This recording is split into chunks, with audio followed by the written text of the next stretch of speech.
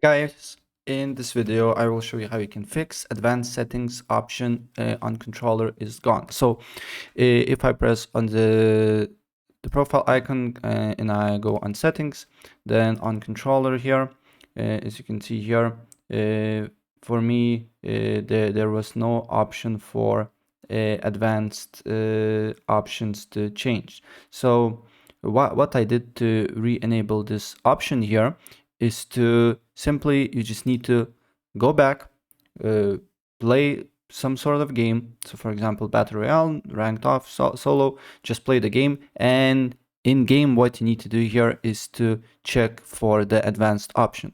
So let me show you.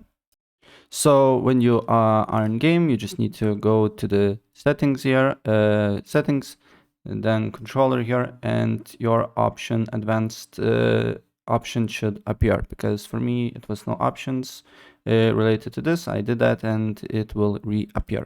So yeah, that's pretty much it. And if I help you out, please press like button and subscribe for more. Take care.